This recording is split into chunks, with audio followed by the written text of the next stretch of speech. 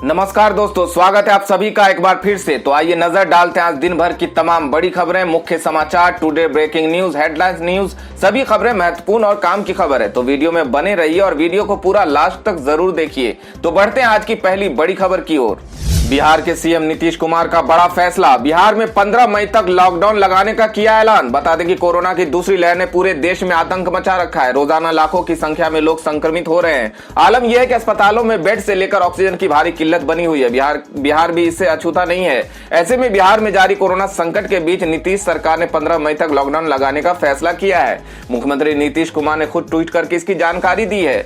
बेलगाम होते कोरोना को लेकर बिहार सरकार पर लॉकडाउन लगाने का विपक्ष दबाव बना रहा था। वहीं पटना हाईकोर्ट ने भी नीतीश सरकार को फटकार लगाते हुए कहा था कि वो लॉकडाउन लगाएगी या फिर हम फैसला लें। बिहार में अभी भी कोरोना के एक्टिव मरीजों की संख्या 1,07,667 पहुंच गई है।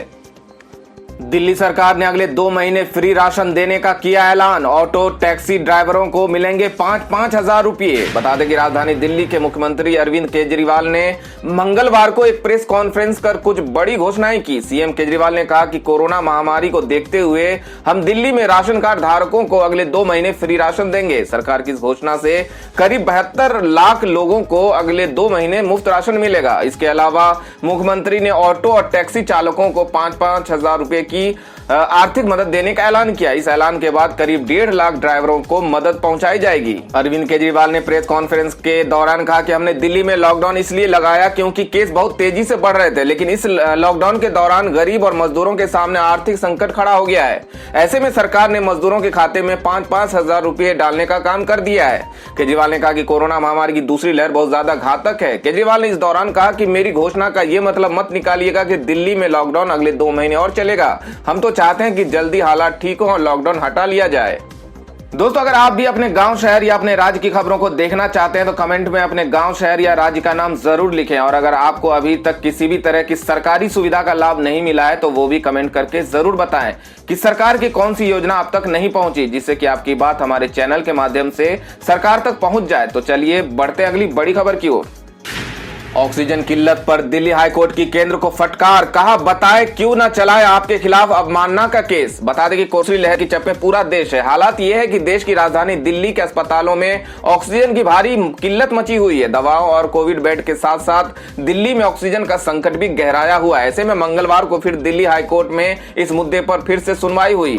इस दौरान अदालत ने केंद्र सरकार से पूछा कि वो बताए कि आपके खिलाफ अवमानना का मामला क्यों नहीं चलाया जाए। इसके साथ ही हाईकोर्ट ने केंद्र सरकार को फटकार लगाते हुए दिल्ली में ऑक्सीजन के संकट को दूर करने का आदेश दिया है। ऑक्सीजन की किल्लत पर अदालत ने कहा कि इस घातक महामारी के भयानक दौर में ऑक्सीजन की कमी, अस्पतालों में मरीजों की मौत हो रही है, जिस पर केंद्र सरकार अपनी आंखें मूंद सकता है, लेकिन कोर्ट ऐसा कभी नहीं कर सकता। दिल्ली हाईकोर्ट ने सख्त टिप्पणी करते हुए कहा कि आप एक शुतुरमुर्ग की तरह रेत में अपना सिर दबा सकते हैं, लेकिन ऐसा हम नहीं करेंगे। कंगना रनौत को भड़काऊ पोस्ट के लिए ट्विटर ने किया सस्पेंड, तो अब लगा एक और बड़ा झटका। बता दें कि बॉलीवुड एक्ट्रेस जो हमेशा ट्विटर पर अपने बयानों के कारण सुर्खियां बटोरती रहती थी, लेकिन आज उस पर ब्रेक लग गया है। कंगना रनौत के भड़काऊ पोस्ट के कारण उनका ट्विटर अकाउंट मंगलवार को सस्पेंड कर दिया गया। एक्ट्रेस के ट्विटर अकाउंट पर ताला लगने की वजह उनके द्वारा बंगाल की मुख्यमंत्री ममता बनर्जी के लिए इस्तेमाल किए गए आपत्तिजनक शब्दों को बताया जा रहा है।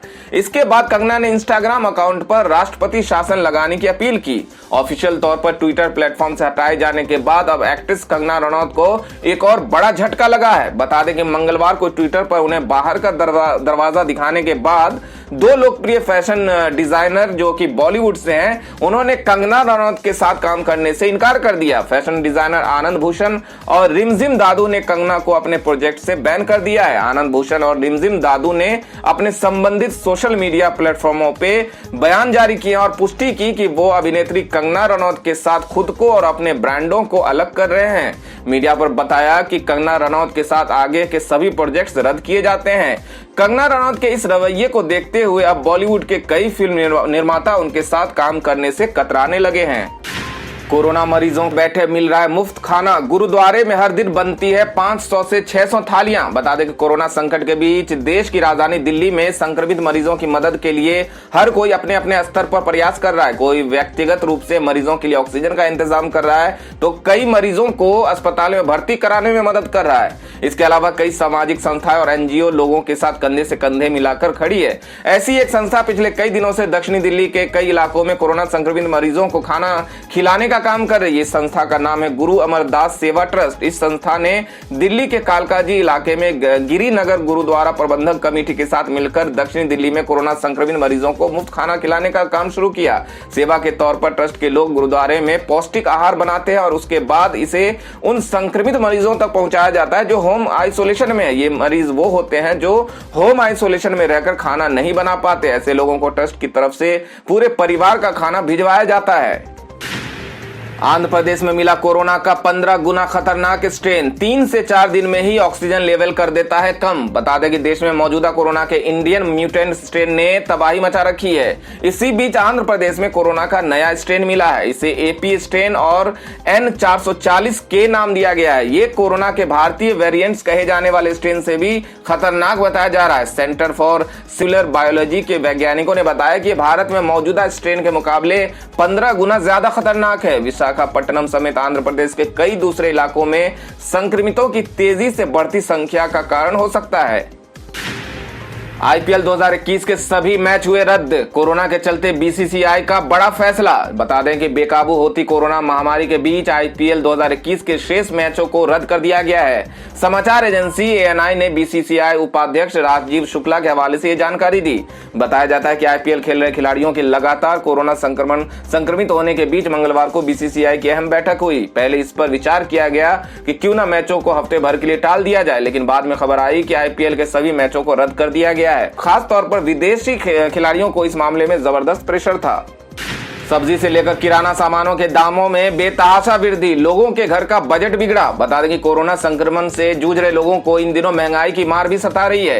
खाद्य सामग्रियों के दामों में हुई अप्रत्याशित वृद्धि से लोग परेशान हैं। मिनी लॉकडाउन और महामारी के कारण लोगों के काम धंधे बंद हो गए हैं। गरीब और मध्यम वर्ग के लोगों के समक्ष विकट स्थिति उत्पन्न हो गई है। वे अपने परिवार के लिए बमुश्किल 2 जून के भोजन की व्यवस्था कर पा रहे हैं। ऐसे रोज बढ़ती महंगाई से वो लाचार हो रहे हैं। छोटे व्यवसाय इससे काफी परेशान है। हाल के दिनों में सभी प्रकार के खाद्य सामग्रियों के दाम अप्रत्याशित रूप से बढ़े हैं। सरसों तेल 170 से 200 रुपए तक किलो बिक रही है। वहीं रिफाइंड 150 से 180 रुपए लीटर, अरहर दाल 110 रुपए किलो, मूंग दाल 120 रुपए किलो, वहीं चना दाल 75 रुपए किलो, मटर 100 रुपए किलो की दर से बिक रहा है। इसी तरह सत्तू, चीनी, गोलकी, जीरा, हल्दी सहित अन्य सामग्रियों के दाम भी बढ़े हैं।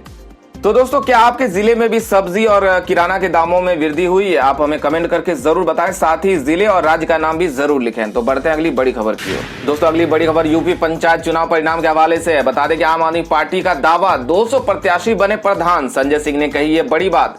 बता दें कि उत्तर प्रदेश में हुए त्रिस्तरीय पंचायत चुनाव के नतीजे लगभग घोषित किए जा चुके हैं। आम आदमी पार्टी का दावा है कि उसके 200 से ज्यादा ग्राम प्रधान प्रत्याशी और 70 से अधिक जिला पंचायत सदस्यों की जीत हुई है।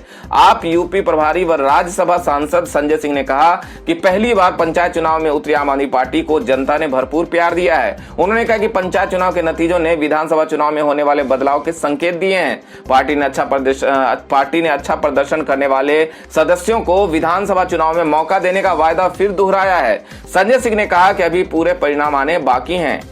दोस्तों, संजय सिंह का दावा कितना सही लग रहा है, आप हमें कमेंट करके जरूर बताएं। तो बढ़ते हैं अगली बड़ी खबर की ओर।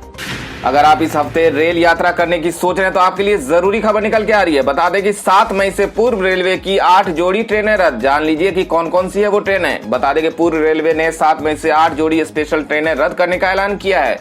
रेलवे ने कुछ ट्रेनों का परिचालन मंगलवार यानी 4 मई से ही बंद कर दिया है। इसके बारे में रेलवे बोर्ड के पैसेंजर ट्रांसपोर्टेशन मैनेजर की ओर से सोमवार को ही नोटिफिकेशन जारी कर दिया गया था। इन ट्रेनों का परिचालन अगले आदेश तक के लिए स्थगित किया गया है। रेलवे ने यह कदम उठाने के पीछे जो कारण बताया उसमें यात्रियों की संख्या पर्याप्त नहीं हो पाने और कोविड-19 की वजह से कर्मचारियों की कमी बताई गई है, जिससे देश में महामारी की गंभीरता का भी अंदाजा लग जाता है।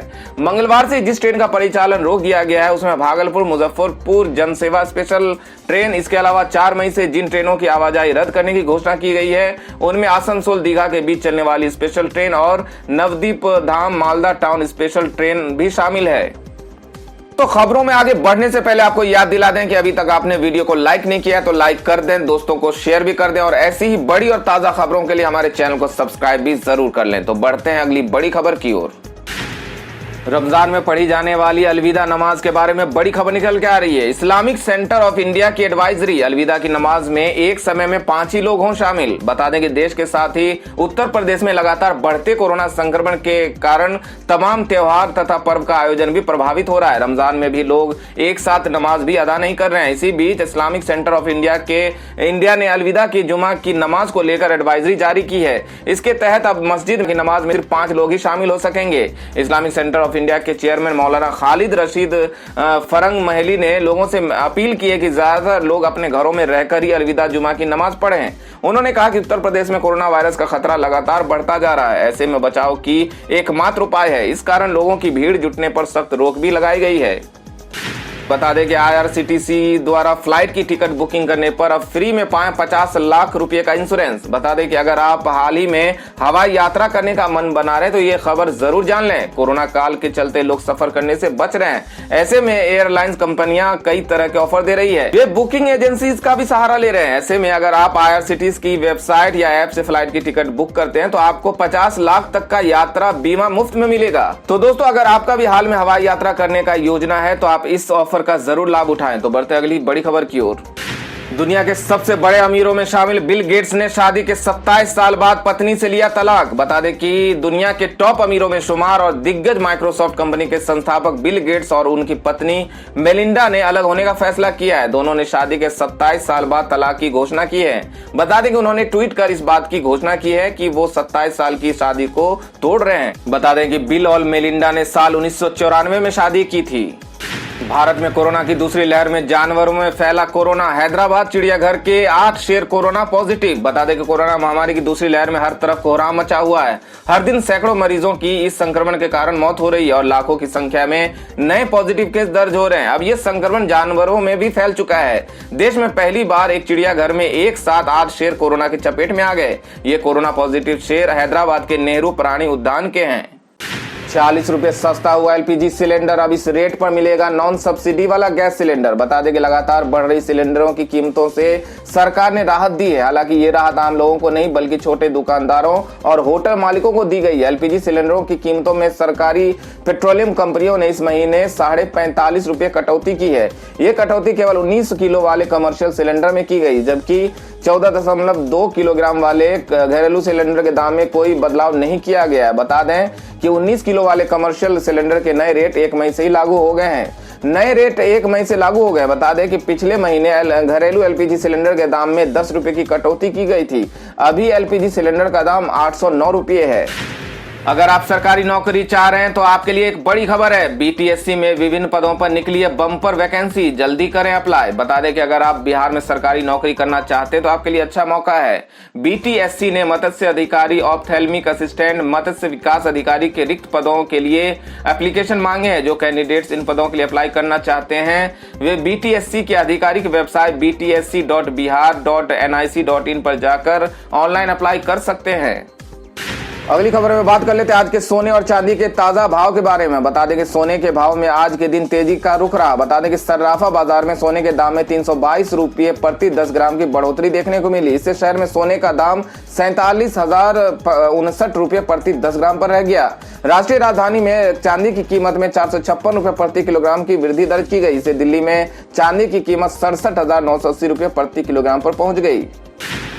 अगली खबर में जान लेते हैं आज के मौसम समाचार को। बता दें कि कोरोना संकट से जूझ रहा भारत इन दिनों गर्मी की मार झेल रहा है। देश के कई राज्यों में पारा 40 पार चला गया है, लेकिन पश्चिमी विक्षोभ के चलते देश के कई राज्यों में भारी बारिश के आसार दिख रहे हैं।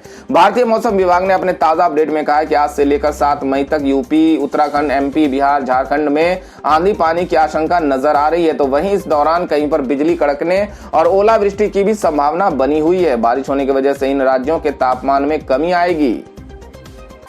तो दोस्तों, ये थी अब तक की सभी बड़ी खबरों की अपडेट्स। टुडे ब्रेकिंग न्यूज और लेटेस्ट खबरों को देखने के लिए हमारे चैनल को सब्सक्राइब जरूर कर लें। वीडियो लाइक और शेयर जरूर कर दें अपने दोस्तों और रिलेटिव्स के साथ।